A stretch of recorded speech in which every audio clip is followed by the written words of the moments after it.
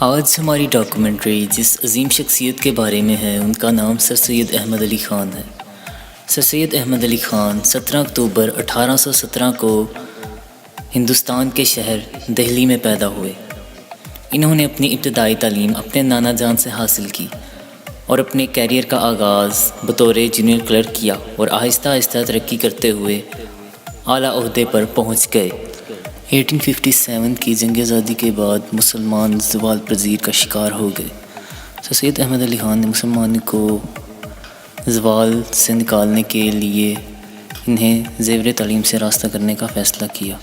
انہوں نے 1859 میں مراد آباد میں اور 1863 میں غازی پور میں اسکول کا قیام کیا، جن میں فارسی کے ساتھ ساتھ انگریزی کی تعلیم بھی دی جانے لگی۔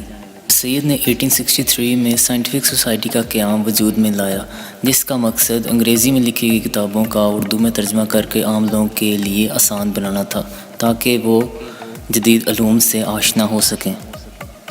سر سید احمد علی خان نے 1875 میں محمڈن اینگلو اورینٹل اسکول کا آغاز کیا، جو 1877 میں کالج کا درجہ اختیار کر گیا اور 1920 میں یونیورسٹی کا درجہ حاصل کر گیا۔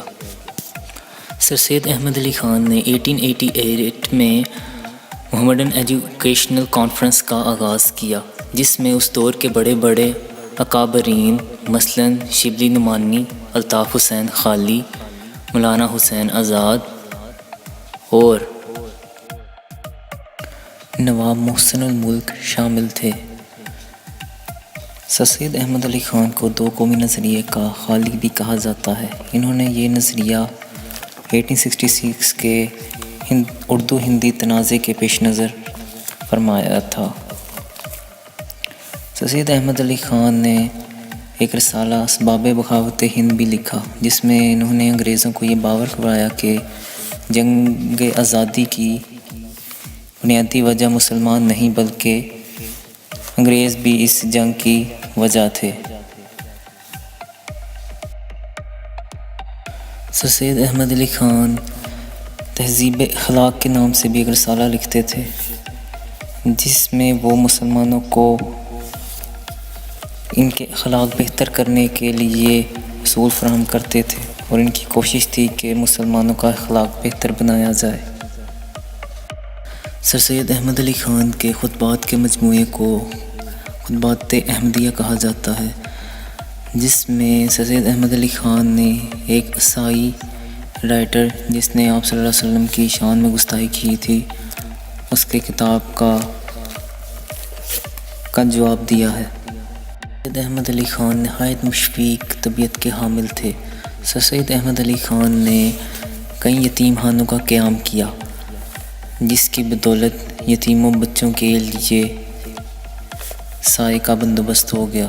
اس کے قیام کی ایک اور وجہ بھی تھی کہ ایسے بچے جو یتیم ہوتے تھے انہیں عیسائی پادری عیسائی بنا لیا کرتے تھے۔ اس عمل کی بدولت سر سید احمد علی خان نے 1857 کی جنگ آزادی کے بعد مسلمان نوجوانوں کو تلقین کی کہ وہ سیاسی معاملات میں مداخلت نہ کریں اور سیاسی امور سے دور رہیں اور جدید علوم سے آشنا ہوں تاکہ وہ انگریزوں کے ہم پلہ ہو سکیں، اور انہوں نے انگریزی کی تعلیم پر بہت زور دیا۔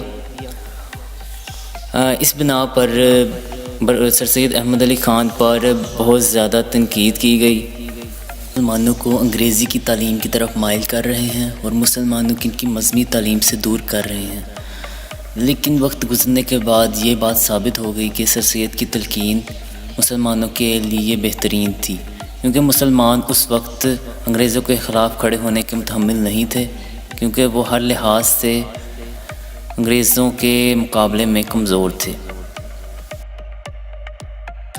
سر سید احمد علی خان نے 27 مارچ 1898 میں وفات پائی۔ سر سید احمد علی خان کو علی گڑھ کی ایک مسجد میں دفن کر دیا گیا۔ یوں مسلمانوں کا ایک مخلص رہنما سپرد خاک ہوا اور افق پہ چمکتا ہوا سورج غروب ہو گیا، لیکن آج بھی سر سید احمد علی خان اپنی خدمات کی بدولت لوگوں کے دلوں میں زندہ ہیں اور انہیں کا نام پاکستان کی تاریخ میں سنہری حروف سے لکھا جاتا ہے۔